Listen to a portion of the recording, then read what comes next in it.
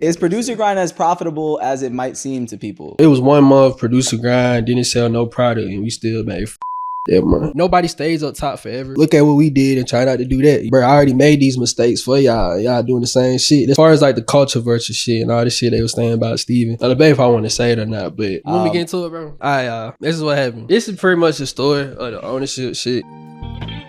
Calling back, got some keys.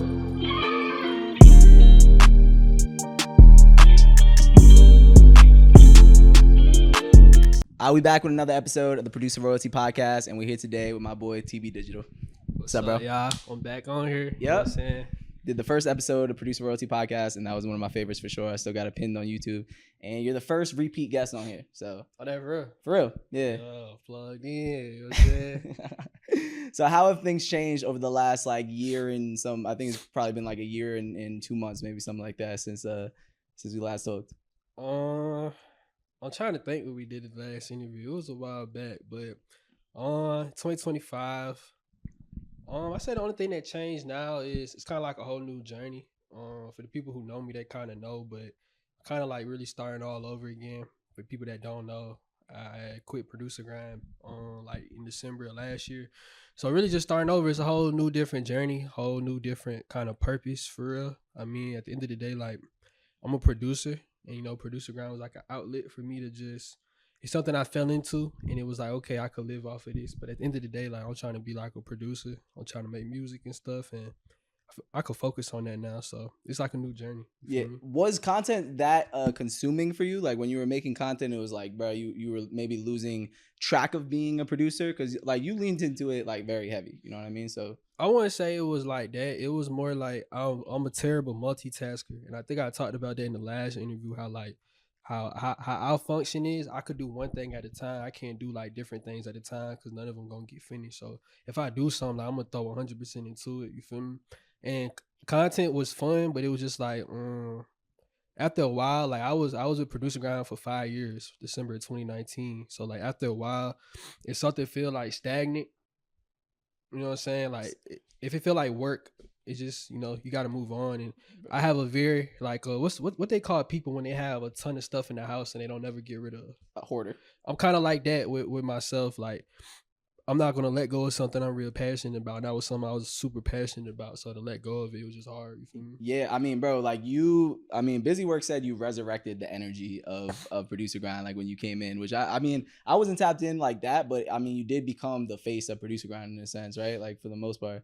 I guess. Yeah, I know you're gonna be humble and not like say that you resurrected the energy, but I think from the outside it does kind of feel like that. Like I think that you were a perfect as perfect as I can imagine of a representative of the producer community. How did you wind up getting to the point where it's like, you know, you became the main face of ProducerGrind? It was just the team ProducerGrind channel. I think we talked about this in the last one, but yeah, like short story. It was just we had a tutorial channel. I was doing tutorials on there.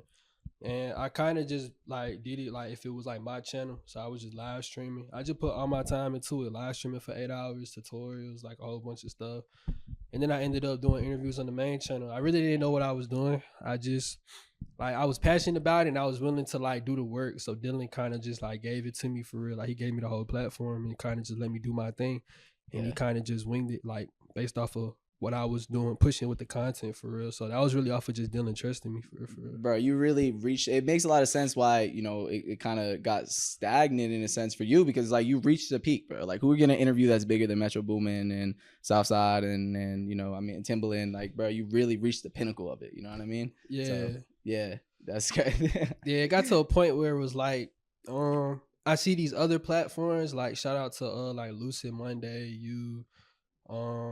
I mean, it's a whole bunch of other platforms out there, but I just seen other pieces of content. I feel like everybody has their time, you know what I'm saying? Like everybody's like, you know what I'm saying? Nobody stays up top forever. Yeah. And I feel like with ProducerGrind, like it was just at that time where after the like Metro interview and the other interviews, we could have done a lot more stuff with that, but like I said off the last podcast we did, like I wasn't really interviews was just something I did as a way for me to like build connections. You know what I mean?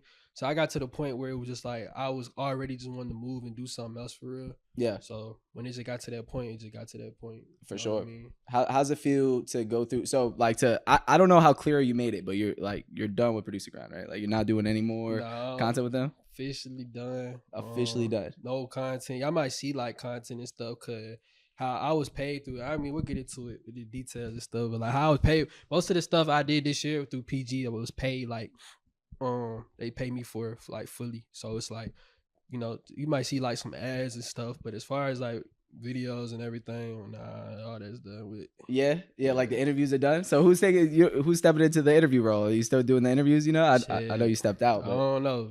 Y'all holler at Steven, man. I know he looking for people. Y'all holler at him. You know what I'm saying? And there's nothing wrong. Like, I'm not saying let it burn, but you feel me? Like, you know what I'm saying? Y'all hit up Steven, man. If y'all podcasting, man, y'all want to keep the podcast going, y'all hit them up. But me and Mimi, we out of there. I ain't gonna lie. Yeah, Mimi's out too? Like officially? Like she's done? But low key, Mimi was out before me. Mimi was out like October for real. Mm-hmm. But yeah. How do you feel? So, how do you feel about the transfer of ownership in a sense? Like I do value BusyWorks' perspective because there's not many people that are. I say that in a way that's like there's not many people. Well, actually, there's a lot of people sharing their thoughts on the transfer of ownership, but it's like. You want me to get into it, bro? Bro, I get into it. Transfer ownership. Yeah, get into it. This is what happened. Y'all know me. I'm transparent. I don't care, bro. So this is pretty much the story of the ownership shit and all this. So. 2024. So this was around August, July. So I'm gonna backtrack around like January of 2024. So this is like a whole year ago, literally 365 days. Dylan, you know what I'm saying, was running PG. And I guess I ain't really trying to put everybody's business out there, but I'm gonna just say like the old people that was running PG, like Dylan and the other dude, like it just got like the communication got ass. You feel me? The communication got ass, and if y'all see like with ProducerGrind, like everybody who was there ain't there no more. You know what I'm saying? Like we talk about the OG people, Carrollton, JB, Letter L, they not there.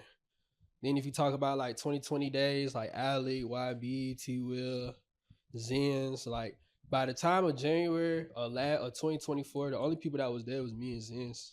Everybody else was like freelancers, you feel me? So like it just got to the point where the communication was ass, and it was like we was already like looking for like other shit to do for real. So then Steven, I used to live in Kenton. Steven lived down the road from me in Kenton. We'll play basketball together and shit. You know what I'm saying? Where's that, in Georgia? Yeah, so it's like above Kennesaw. I go over there to play basketball with Steven and shit, and he was just talking about buying it. You feel me? Like he'll take over it and stuff like that. Mind you, I was already cooked. Like if y'all follow up me around like February or March or April, I think it was April. I was dropping my own kits on my own site and stuff. Like I was already like moving like I was not on ProducerGrind no more, because at that time like the communication wasn't there. The content after the purchase of ProducerGrind. Nah, this was way before. This when Dylan had it. Yeah, this one Dylan had it. Like how long ago? This is like April of last year. Yeah, so April of last year, I'm already like cooked with it. I'm not really. I ain't really talked to Dylan at that time for like that for real, and I was just moving on. And at that time, like, I don't know if I want to say it or not, but basically like the whole payment and switching it, like it was just a lot of like shit behind the scenes. It just was bad communication. Yeah. So I was already cooked and moving like I won't ProducerGrind no more. I just ain't know how to say it, or really like I ain't know how to address it or whatever. Cause I ain't like we ain't never had that communication problem before. Like we used to meet every Monday, talk every day about shit. So when we had that communication problem, it was really just like a dumb like thing that we went through. So then around May, some shit happened where pretty much like the pay got really ass. You feel me? From what it used to be, and niggas was cooked. So that was that. I was really done with it. And at that time, Steven was talking about buying it, but like I wasn't really taking it as serious, because like it was at the point where it's like, well, if I do my own thing, I'll just make the money I want to make for real. You feel me? So then I started like really going to Steven's crib more, playing ball and shit. And Steven was dead ass serious about buying it. So he ended up buying it. And it's kind of weird because through the whole process, me and Dylan never really had a talk until after Steven brought it. after Steven brought it, it was like a week before when Steven brought ProducerGrind. He had sent me and Mimi out to Miami and shit to do those interviews with Hitmaker, Cody, and all those people. And I still ain't really talked to Dylan about nothing for real. And then I had called Dylan when it was official. And I was just like, yo, appreciate you for everything. Mind you, like we was having that whole year, that beginning of the year was like real rocky, bro. Like even the time there was a situation where like they kind of hit like me and Zen's up and was kind of like, you know, we can't afford this no more. And I went the fuck off. I went off type shit because it was like, what the fuck, you know what I'm saying? Mm-hmm. So it got real rough. I ain't gonna lie, but that day I had called him. I said, yo, I appreciate you for everything. You feel me? Like at the end of the day, bro, it's all love. Cause you know before that, you know, I was a Lowe's cashier, and like I said, I'm always gonna respect Dylan because he literally like I didn't know what I was doing. And I wouldn't even say I was the best producer at that time. I had a lot to learn. So for him to give me that whole platform and just kind of just give me the keys and like, man, just do what you do. You know what I'm saying? He got the passion for it. I'm always going to respect him for that. And I don't have no problem with Dylan to this day. Yeah. It was a full, do you know, and if you're able to say it was a full sale? Like it's like Dylan washed his hands of it and then something else? Like, yeah. Full sale. Yeah. So anything that happens now with Producer Grind is not connected to DB Digital or Dylan. Like Nah. whole direction of Producer Grind now, like if anybody has complaints, it's not your guys' thing. Yeah. Mm-mm. Yeah. That's shout out Dylan, bro. Like I really like the MTV of the producer community for real. Like you guys built something that was the most impactful brand, like with producers, like for real. So yeah, for sure. So goddamn, around August. So this was pretty much the deal. Like, I was at the point where you know what I'm saying, I wanted a certain amount of money for real, and like when you work it's hard to do like other stuff. Like I can't really like sell and do kits on my own shit if I'm pushing PG like on the face of it or something. If I'm pushing PG like it's my brand. So if I was to commit to the new ownership, I was gonna have to drop everything else I was doing, which is cool if the money's good. Like you feel me? Like you know, like you do podcasts. So if someone offer you 30,000 a month or something to do a podcast, you know, that's cause I'm not saying you might say yes right on top, but you're gonna think about that though for sure. 30,000 a month, you feel me? Definitely. So it was kind of like, okay, if I'm gonna drop everything I'm doing, like this is what I want type shit. And you know what I'm saying, I'm gonna kind of explain this from like a gray area, from like Steven's standpoint. It's like, you feel me?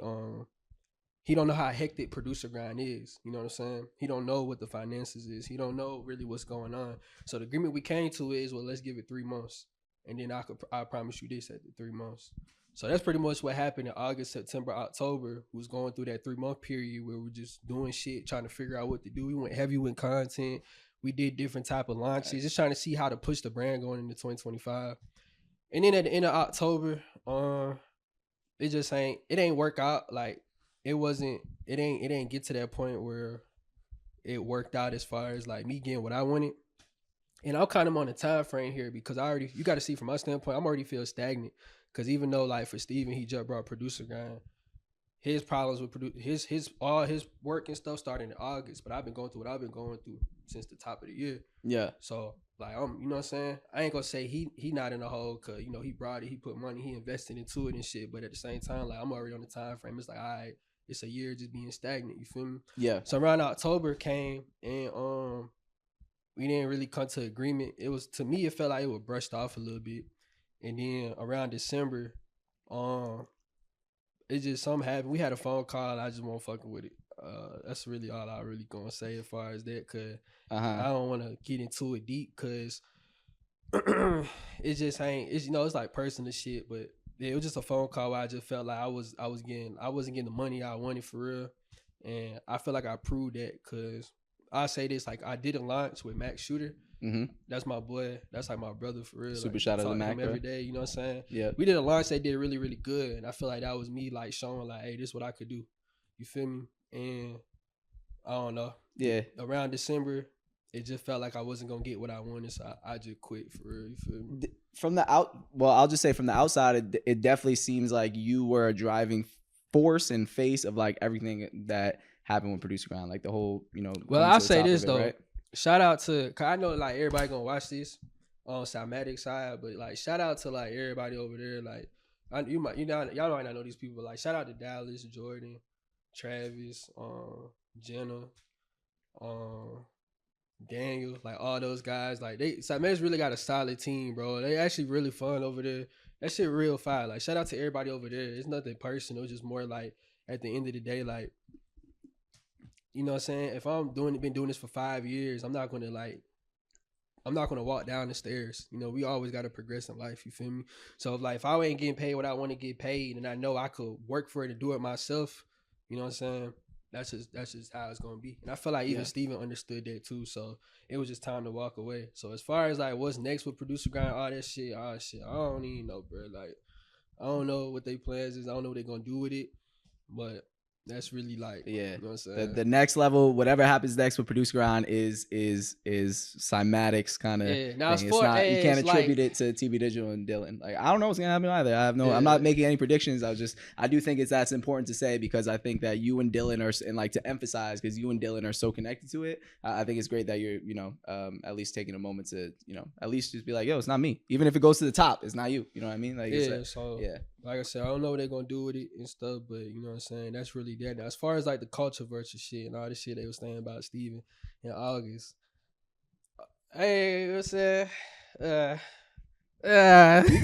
Hey, bro, say what you want to say. Man, listen, y'all opinions, bro. You know what I'm saying? I ain't got nothing to say about that, fool. It's just like, I ain't got nothing to say. Yeah. Is ProducerGrind as profitable as it might seem to people? And you can answer that however you want. I'll say that because this shit old, but this shit like super old. But like, I say this, like I know for like it was 1 month ProducerGrind, didn't sell no product, and we still made $40K that month. You feel me? Okay, that was back when Dylan had that was like was there a peak at one point, and then it just at least profitability wise, it didn't. I say that was the lowest was $40K. Yeah, a month. A month, $40K 1 month. Yeah, but then this thing with ProducerGrind, like a team or a business, you got to split all that money and shit. Yeah, you know what I'm saying? Yeah. You guys had so many people. What were some of the things that went into managing ProducerGrind that a lot of people might not consider? Like just having a content brand myself that's not nearly as impactful as ProducerGrind. It's a lot. You got to think about first off. You got to pay the people who make the kits. They're the highest value. Without that, there's no product. Yeah. And you got to pay those people good. I will say this, Cymatics and ProducerGrind pay really good for their sounds. And is it like a percentage thing, I assume? Or is it kind of like ProducerGrind used to be a percentage. And I feel like that was a big part of why I left and why I just felt like, because I used to get shit over there was we used to drop kits and whatever we make with the kits, like if you know from like 2020, 21 days, I used to drop my own kits on ProducerGrind, and we just split it. Me and Dylan just split the shit down 50-50. You feel me? And then when I moved to Atlanta, I ended up getting more like incentives with ProducerGrind because I took over like the podcast and shit. So I get like, we used to call royalty checks every month. So wherever we drop the kit on the site, we'll get paid every month from whatever it did, 50-50 down the middle. And then I just get a little bit more based on like when me and Dylan had arranged. All that shit got cut off one time, and it became like a weekly pay, like a salary type shit. And I just feel like I adjusted to it because like at the end of the day, like before PG, I really had nothing going on. So it was something where I'm gonna just work with what I work with. But I feel like that's really like the biggest reason why I left, because at the end of the day, like that was like the biggest step for me is like switching that whole pay shit. And then it kind of stayed the same with Steven. And then, which was cool, but I wanted, if it was gonna be like that, I wanted a certain amount of bread, and I didn't get that bread. Yeah. When it came to that date, and it was kind of brushed off, and then like I said, it was just a little bit more shit.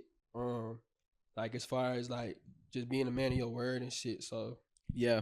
It makes sense, bro, because when it comes to building out a company, the thing that my team really internalizes is like, if you want people to do the most and be fully committed to what you are doing, they have to feel the upside of what you're building. Like they have to be able to, you can't pay them a flat fee and expect them to do everything they can to help build this brand. And somebody like you is insanely valuable to a brand. So it's like, you kind of have to, if you want them to stay fully committed, you have to give them some type of ownership, equity, interest in what they're contributing to. I even say this, bro. Like, I'll say this, like, you 100% right in what you said. And a lot of people told me, like, bro, a lot of people told me that was close to me, like, hey, bro, you really need to stand on business about how you feel and demand this and demand that.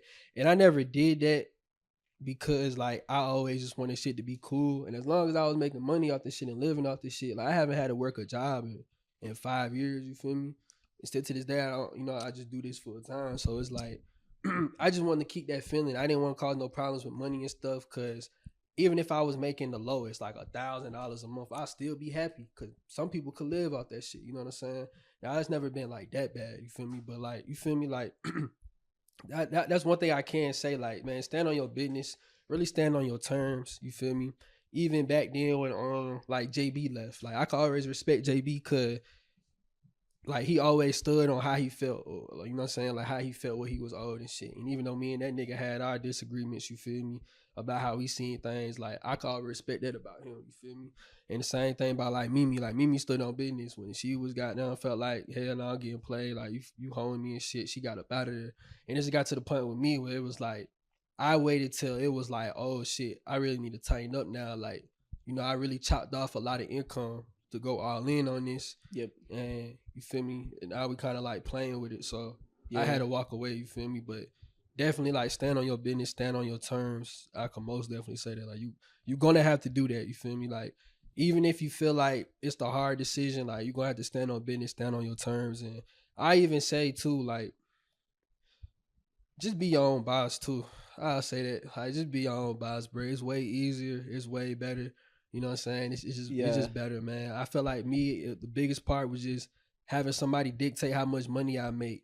I just never felt comfortable with that, and it just ain't sit right with me. And I tried to make it sit right, but at the end of the day, it just ain't sit right with me. So I just had to just go solo for real. I think this is such a valuable conversation because brands like ProducerGrind and other content platforms are just going to continue to just blow up and be everywhere and take up like the entire market. Like I love watching Max Shooter, watching you, watching all the guys that you guys work with, watching all these other content brands come up because there's going to be so many of them. So it's like, I think this is such a valuable conversation. And I love that like you're saying stand up business now because it's like, you can be a micro entrepreneur in a way. You don't have to be the leading person that builds a brand up. And to be a micro entrepreneur is like seeing opportunity within another system and then contributing to something like a little piece of their puzzle. So like with ProducerGrind, you were building up really we could break it down into different sections. Maybe you could take ownership of the content side and find ways to monetize the content side like super a lot. And then, you know, you could take ownership of the marketing side and then on the creation side. So I love that you're sharing this. And for other people that are stepping into, you know, that want to take that there's going to be other people that are just like you that, you know, become an early piece of I know a Producer Royalty, my boy KD is stepping into a role, you know, there's an early brand and he's stepping into a role as becoming another face of the brand. Right. So it's like in people in that situation, is there any principles or like lessons that you've extracted from your experience that you want to share? Like always have equity in it, or like maybe anything that's like a specific. Yeah. Yeah. For one, have paperwork. No matter how small it is, have paperwork. I was always the person on the podcast that was like, man, just get to the money. But nah, I had the paperwork, fool. You feel me? Yeah. That's the first lesson. Have the paperwork. Two, like I said, whatever you feel like you worth, stand on that. You know what I'm saying? Especially if you worked for it. You know what I'm saying? Like if you done been doing this for years and you already improving, you could do this and that. Like stand on what you worth. The fourth thing is recognize like your brand. Like I guess it's the same thing as know your worth, but just really like recognize your brand and know how much like you are. You know what I'm saying? Know what your stock is for real. Cause people will try to play with it, you know what I'm saying? And people will try to like put a price tag on what you are, but yeah, I mean, it's so many lessons I could say on top of that. Now, as far as like outside of money, just be consistent. Like, be as consistent as you can. Like I said this in the last podcast, consistency and quality are the two biggest things. But once you know how to keep the quality good every time and be consistent with it, you unlock anything you do. You're gonna be successful at it. You're gonna unlock it. Those are like the two main variables to me when it comes to success, and that's what I kind of learned with ProducerGrind. Another thing I learned is even on the bad days, that's one thing. Now I'm not gonna lie, even though like I'm not gonna lie, y'all, I don't really fuck with Steven like that right now, but I would say I learned a lot from him, even on the bad days, like him as a leader and just the way he went about just like the organization of the business, making sure everything's done. Like I learned a lot of stuff that's gonna help me run my business and gonna help me do stuff from Steven. You know what I'm saying? That's one of the things, even on the bad days, like even on the bad days, work gotta get done. Yeah. Even on the bad days, you gotta be accountable. And how that can relate to you is even on the days you don't feel like making loops, even on the days where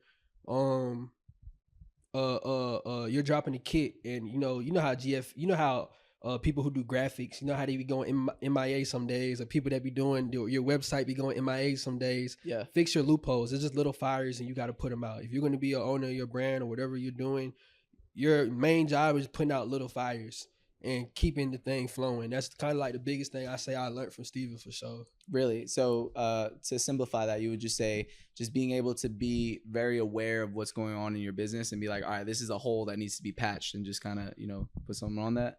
Yeah. Like, yeah. What else have you learned from Steven, you would say? Discomfort. Steven was always just like, hey, what's the issue? And it'll be something that you might put off for a couple of days, but someone like Steven would just tackle in like 5 seconds. Be like, hey, let's get this shit out the way and just tackle it and just keep the business moving. That's like stuff like that I respect, and stuff like that I done learned from for sure. Yeah. I mean, I say it's a lot of things I learned from Steven as far as like just running the business and shit. Yeah, like people a lot of times they don't know how to eat the meat and spit out the bones. Like it's like just because you don't fuck with somebody personally, I really respect how you're or maybe it's not personal. Like you're just able to be like, yo, you know, we have our differences, but you're still extracting the amount of value that you can from them. You know what I mean? Yeah, like I see everything for what it is. So like even though like personally like it's personal shit and just shit like I was like, damn, bro, like you lame and fuck for that, but I still could acknowledge like the shit you do. And, you know, even with like JB, like even though like we was going at it at one time in August, like damn, bro, like shut the fuck up. But at the same time, like, I still respect, like I still see from his standpoint and shit. So I'm never gonna be just a nigga that's like, oh nah, he's just straight wrong. Nah, fuck him or something. Like, I'm gonna see exactly for what it is. You know what I'm saying? Word. I really appreciate the way you're approaching this conversation, bro, because it's very, you're doing an amazing job of just kind of, you know, playing the what happened, you know what I mean, and not being super opinionated about it. And there's a, you know, this is a very impactful moment in producer community history, and you know, we'll see what happens from here. But I appreciate you sharing this perspective on here for real. Oh yeah, for sure. I was gonna turn it into like a vlog too, cause like I even like personally, I get into it personally. Like when I say I really had to start over, like last month, I really had to start all over again. Like I had to get new crib, new house, like everything all over again. You feel me? Like, and it, like I said, like that's what I mean. Like if you know your worth, stand on it. Cause I literally waited until like everything else was kind of like cut off, where it was like, damn, like this is it. And then when I realized like, damn, this ain't gonna work. It's like I ain't have no back end shit. I ain't have like you know what I'm saying? Like back then I had like a Patreon, I had beats, you know, like it was so many revenues to make money, but I cut all that off to kind of go in the last run with PG. Yeah. And it's crazy because like back in August when everybody's making their videos and stuff, I was calling people behind the scenes. Like I even called like Ab McCree and stuff, like people behind the scenes, like, nah, you gotta understand this is what really going on. Like I was really gonna leave, but you know, this is like the last chance. I'm just trying to see if it works. So if you could just, you know, chill and let's just see how, you know what I'm saying, how it works and stuff. So it was already kind of like an exit run for real. I was just trying to see like if it was possible, it could work or not. If you had to replay that situation at any stage that you could think of, like what do you wish you would have done differently in a way that's like, I would have had this conversation this way, or maybe I would have leaned into more of the personal brand stuff instead of feeling like. On the 3 things I wish I did different. 1, just be more consistent. I feel like producer grind problem was always we just weren't consistent enough. So just being consistent, like committing to a weekly podcast specifically, and like something like that. Yeah, like just I think we would spread too far because at one point we was doing every fucking thing, to everything, but just being more consistent. And that's just like just having a brand. You just got to be consistent. You know what I'm saying? The second thing I say is focusing on like the like the community, you know what I mean? I'll be real as far as this. The downfall with old producer grind, like I'm talking about like with Dylan and shit, was we came up in the COVID days. I mean, producer grind was pretty much established, but that new kind of like community we built was off of the COVID days, and it was off of community shit. And then like the live streams, like the Patreon, even the shit Dylan was doing, like the CEO morning show, like we was really community focused. And then I feel like with Dylan, that shit went left because he tried to copy everything like Steven was doing Cymatic. Like he turned that shit into Dollar General Cymatics. I don't fucking with that. You feel me?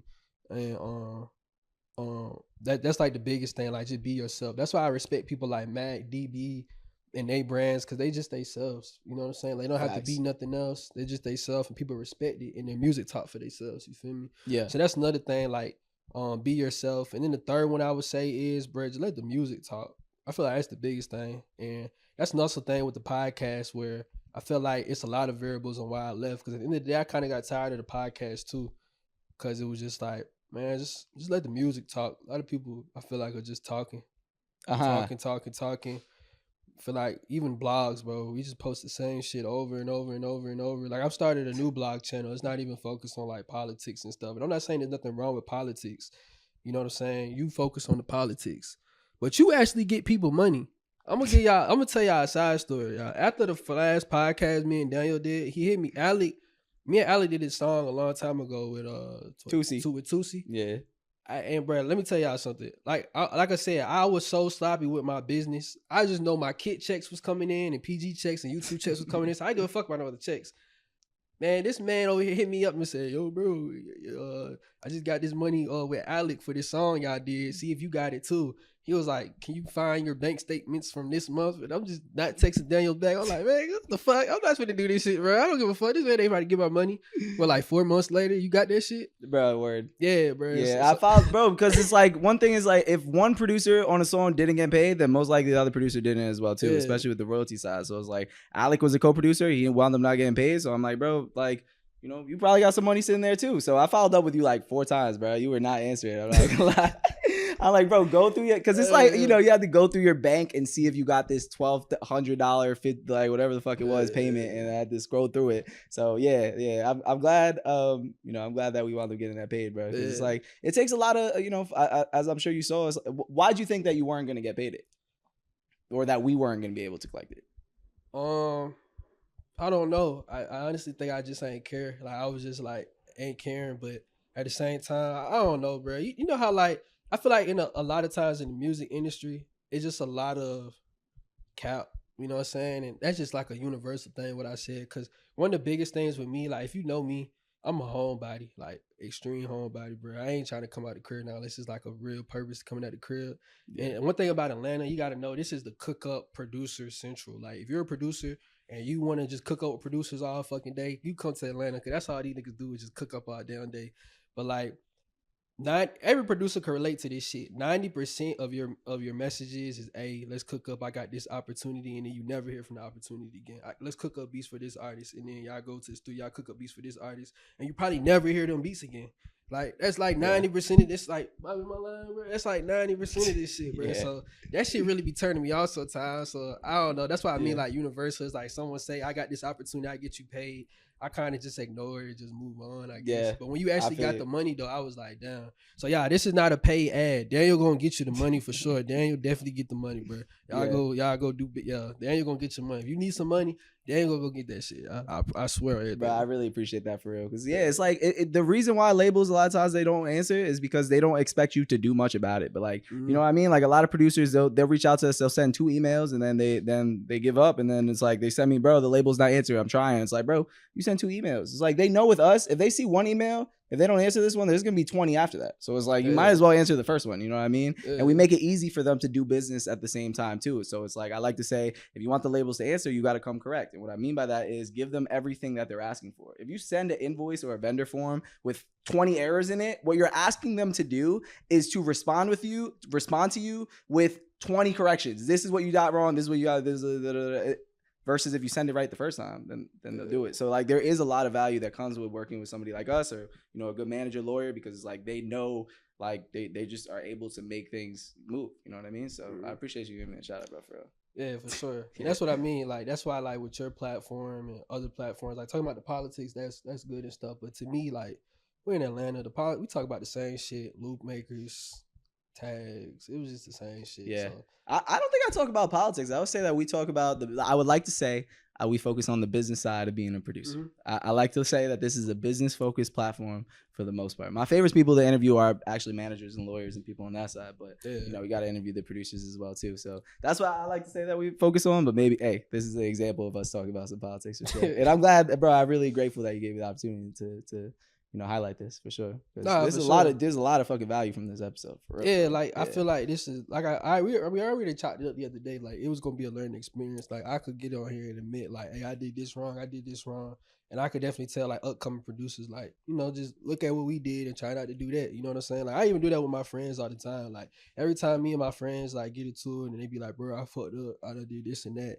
I always say like, bro, I already made these mistakes for y'all. Y'all doing the same shit. That's why I be on y'all ass. Don't I be saying that shit? That's why I be like, I be on y'all ass about this shit. So I definitely like just take this from a learning experience in everything we said in this podcast, the last podcast, and everything you done said in whatever episodes you did. You feel me? Word. Nah, I really admire your friend group and the way you've been able to curate people that are like so like minded and young. Like I was watching your last video on YouTube. I think it was you, Mac, Cloud, Alec, and Juco. Yeah. I worked at the first four as kind of clients, I guess. So that's why I forgot about Juco. But shout out Juco too.